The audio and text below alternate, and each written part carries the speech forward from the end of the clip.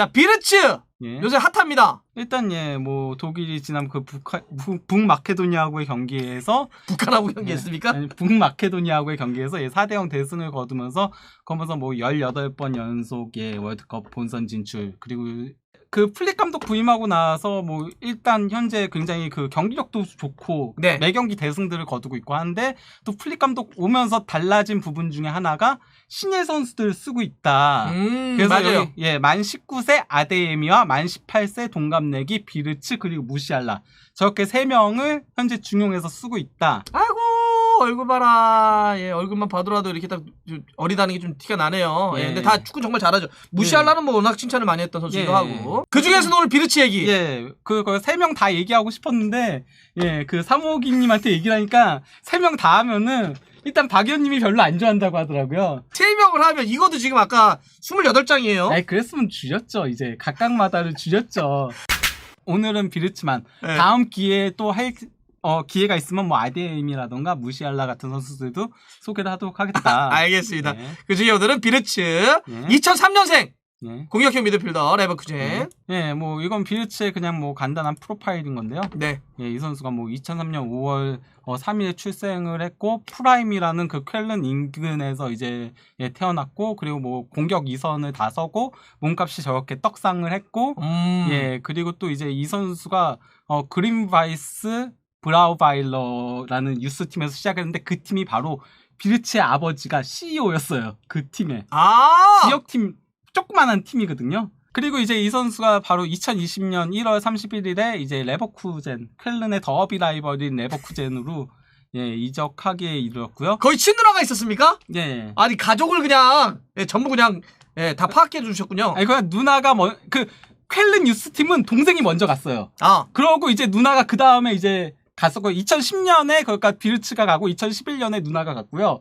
반면에 레버쿠제누는 누나가 2018년에 가고 이제 동생이 따라서 갔어요. 예, 어쨌건 예, 이 선수가 이제 브레멘하고의 5월에 있었던 지난해 5월에 있었던 예, 브레멘하고의 경기에서 분데스리가 데뷔전을 치렀는데 이게 그 레버쿠젠 구단 역대 최연소이자 그전은 이제 하베르츠였거든요. 그리고 이제 분데스리가 역대 3번째로 어린 나이에 분데스리가 데뷔전을 치렀었고요. 나이 어린 기록을 그냥 싹싹 깨고 가는 거군요. 카이 하베르츠도 넘어섰다는 거죠. 나이로만 보면. 그리고 이제 만 17세 34일에 바이에른 뮌헨하고의 경기에서 골을 넣으면서 분데스리가 역대 최연소 득점을 예, 신기록을 수립했습니다. 예, 이 선수가 지난 시즌 기록인 건데 예, 29경기 출전해가지고 5골 5도움을 분데스리가에서 기록을 했고요. 또 유로파리그에서도 7경기 출전해가지고 2골 2도움을 올리면서 예, 상당히 뭐 준수한 수치를 올렸죠. 아니 준수한 게 아니라 대박이네. 나이를 감안하면 이게 지난 시즌 스테이잖아요. 네. 그 어린 나이에. 만 17세부터 18세가 살짝 넘을 때까지. 거의 17세가 대부분이었어요. 저 기록들은. 어쨌건 예, 그러다 보니까 이제 레버쿠젠이 예, 지난해 12월에 이 선수하고 2023년까지 재계약을 맺은 데 이어서 곧바로 이제 올해 5월에 또다시 2026년까지 재계약을 했습니다. 2026년이요. 왜냐면 이 선수를 바이에른 뮌헨도 노리고 있고 워낙 많은 구단들이 다 노리고 있다 보니까 그렇죠. 예, 잡기 위해서 예, 장기 계약을 체결한 겁니다. 그래서 예, 이거는 이제 이번 시즌 기록인 건데요. 그 개막전에 부상 후 빠졌고요. 메넨글라드바흐전에 부상 복귀여가지고 9분 뛰었는데 도움을 올렸고요. 그다음에 아우크스부르크전에 이제 또 교체 투입해가지고 29분을 뛰었는데 그럼에도 1골 1도움을 올렸거든요. 그러면서 괴물가라네 친구도. 분데스리가에서 전 경기 공격 포인트 올렸죠. 4골 5도움. 올 시즌에? 예. 분데스리가 6경기에서. 그래서 저 레드제민이 이 친구 올 시즌 막 대박 나왔다고 대박 막 이런 난리였구나. 예. 그 유로파리그 2경기에서도 다 골 넣었습니다. 그래서 이번 시즌 공식 대회 8경기 전 경기 공격 포인트. 뭐 이게 그러니까 분데스리가에서는 41분당 1개의 공격 포인트인 거고 유로파 리그에서는 77.5분당 1개의 공격 포인트인 거고 또 이제 독일 대표팀에서 38분당 1개의 공격 포인트인 거고 예, 도합 46분당 1개의 공격 포인트. 그러니까 한 경기당 2개의 공격 포인트 올린다라고 보면 되고요. 숫자로 막 빠바바바바 공격해. 유럽 5대 리그 분당 공격 포인트 탑 5인 건데 비르츠가 1위. 2위가 벤제마. 이건 무슨 뭐 나이 제한이 없고 그냥 예. 풀로 모든 선수를 다 통틀어서. 벤제마가 2위. 3위가 홀란드, 4위가 무시알라 또. 와. 이게 물론 리그가 다르고 그러니까 네. 뭐 감안한다고 하더라도 대박인데? 지금 홀란드보다 더 빠른 거잖아요. 근데 비르츠는 왜 저러고 있는 거예요? 얘 그 골 세레모니 중에 하나예요. 뭔 뜻이야 존중해요. 저게? 모르죠. 그것까지 조사가 네. 안 되신 거예요? 그것까지는 제가 안 물어봤습니다. 이게 그 키커 평점인 거거든요. 네네네. 키커 키커 평점. 현재 1.88점으로 전체 1위인 건데, 네. 근데 분데스리가 역사상 1점대가 그러니까 0.5점씩 주기 시작한 이래로 이게 1990년대 초반이었거든요. 1점대가 유일합니다. 그러니까 키커하는 평점이 낮을수록 잘하는 네. 겁니다. 우리가 일반적으로 뭐 10점 만점이면 10점이 좋은 거지만 얘네들은 낮아야 좋아요. 예. 근데 1.88점이 그 1점대가 한 번도 없었어요. 참고로 리베리가 미친 시즌이라고 평가받았던 2012-13 시즌 있죠. 네네네. 그때가 2.1.5 역대까지 가장 낮은 평점이었어요. 미쳤구나 이 친구. 지금의 폼은 거의 미친 폼이라는 거죠. 이게 아까 혹시 그런 거네 그러면 나 미쳤다 이런 거. 근데 이게 이제 그러니까 이번 시즌에 그 공격에 있어서의 시퀀스 그 관여한 거와 관련된 건데요. 여기서 이제 그 비르츠를 조금 주목해야 되는 부분이 뭐냐면요. 저희 찬스 크리에이티드, 그러니까 찬스 메이킹이 12회로 최다입니다. 공격에 있어서의 찬스 메이킹을 상당히 많이 관여를 하는 선수거든요. 그러니까. 거기다가 이 선수가 초반에 부상 때문에 3경기를 거의 출전 시간이 굉장히 적었잖아요. 그런 점을 감안하면은 굉장히 높은 공격 관여도를 보여주고 있다는 거죠. 상당히 플레이가 연하더만. 예. 볼 잘 다루고, 감각 쪽으로 오면 싹 빼가지고 돌려놓고. 예.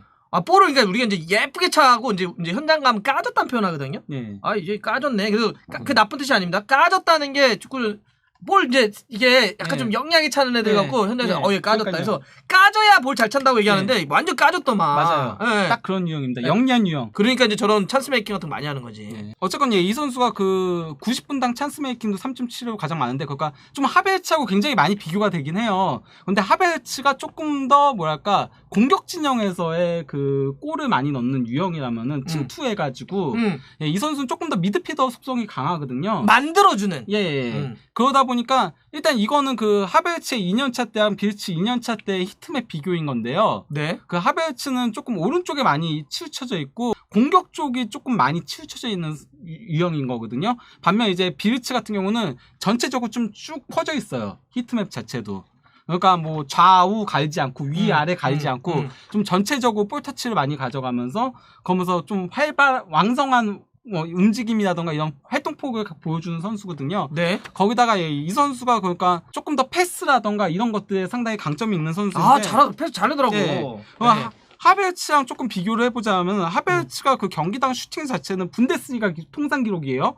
1.8회로 그 비르츠가 1.1회인데 그거보다 이제 하베르츠가 더 슈팅을 많이 가져가요.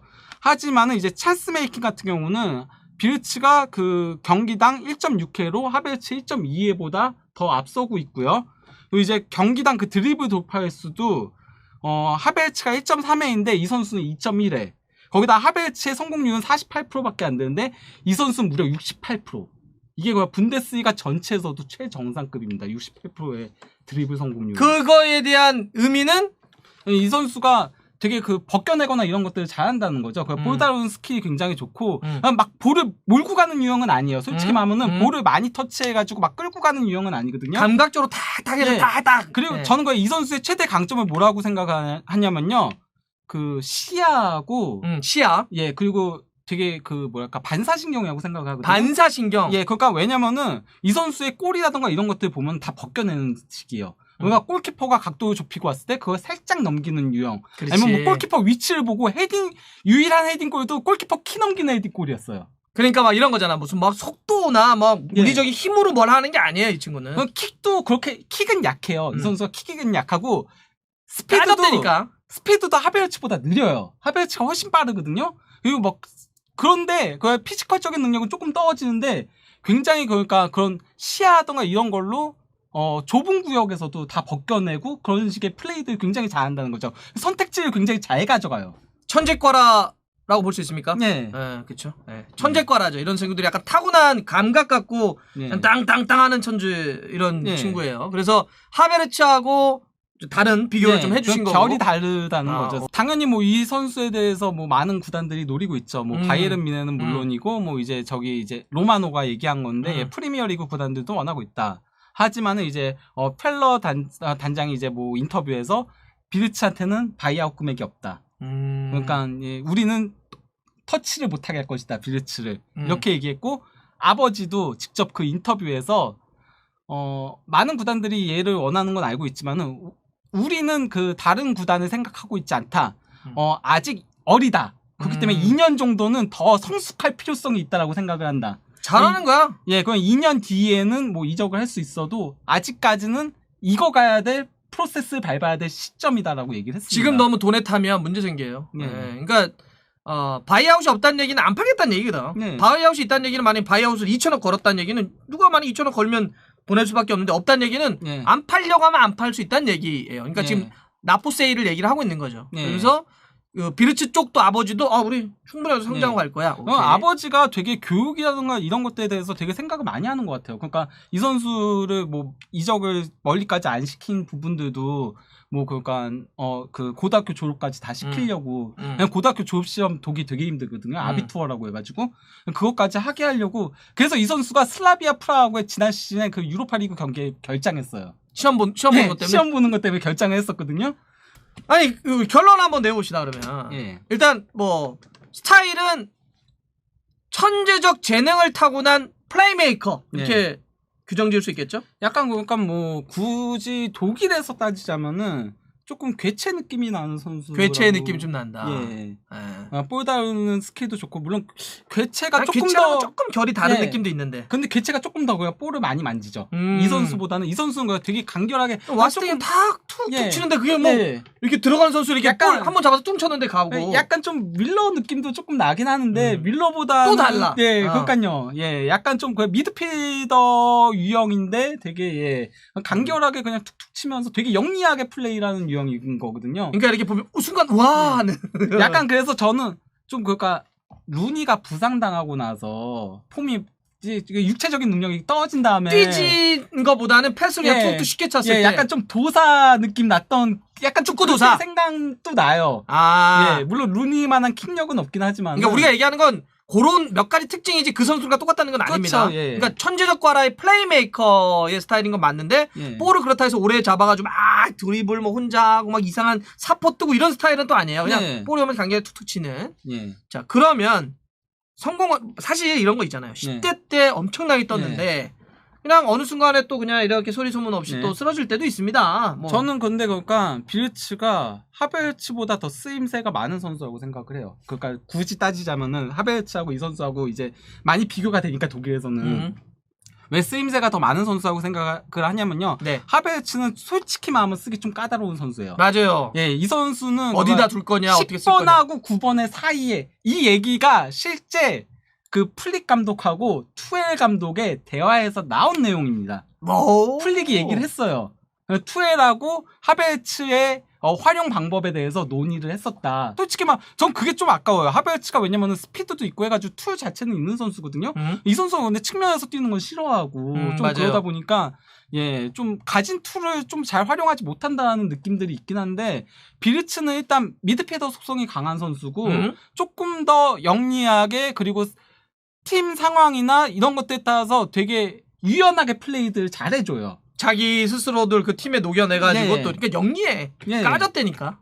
그렇기 때문에 전 비르츠가 더 쓰기는 편한 선수일 거다. 저는 그 공격 포인트에 더 많이 올릴 선수는 현재 뭐 비르츠가 미친 공격 포인트 올리고 있다라고 하더라도 이 선수가 기본적으로 킥력이 좋은 선수도 아니고 하기 때문에 한계가 있다라고 생각을 해요. 그래서 하베르츠가 고점을 터트리는 부분에 있어서는 더 나을 수도 있다고 생각해요. 하베르츠를 위해서 완전히 포커싱을 맞춰주면은. 이런 얘기 좋아요. 레버쿠젠에서 17골 넣고도 했었잖아요. 맞아요.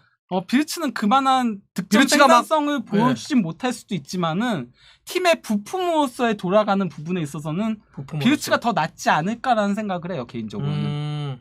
근데 그럼에도 불구하고 요거는 약간 좀 까리까리해. 이 친구가 요 부분은 사실은 좀 부족하거나 혹은 요 부분 때문에 조금 어려운 시간을 겪을 수도 있어. 이런 게 혹시 있나요? 일단 뭐 어쨌건 현지에서도 그렇고 수비적인 능력은 조금 길러야 한다라고. 수비적인. 그러니까 뭐 현대 축구는 미드필더들에게 또 공격 수비 다 원하니까. 거기다가 이것 때문에 그래요. 요즘 현대 축구는 어쨌건 4-3-3-5 많이 가고 있잖아요. 4-2-3-1보다 중앙 공격형 미드필더가 설 자리들이 사라지고 있잖아요. 요즘. 그렇지. 딱 거기서만 그냥 하는. 이 선수도 현재로서는 중앙 공격형 미드필더에서 계속 뛰고 있잖아요. 대부분은. 그렇지. 근데 4-3-3을 쓰게 되면은 미드필더로 내려와야 된다는 거죠. 그렇죠. 이렇게 4-3-3이 뭐 역삼각형이나 정삼각형 간에 계속 위아래의 움직임을 가져가 줘야 되니까. 그러면 그거를 소화하기 위해서는 수비적인 능력을 좀 키워야 될 필요성이 있다라는 평가들을 하고 있어요. 아직 뭐 만 18이니까. 네. 보충되고 딱 한다면 정말 진짜 물건 하나 나왔다. 이게 보십니까? 진짜 물건 하나 나왔다. 저는 물건 하나 나왔다라고 생각합니다. 아, 기대된다. 제가 굉장히 좋아하는 유형의 선수예요.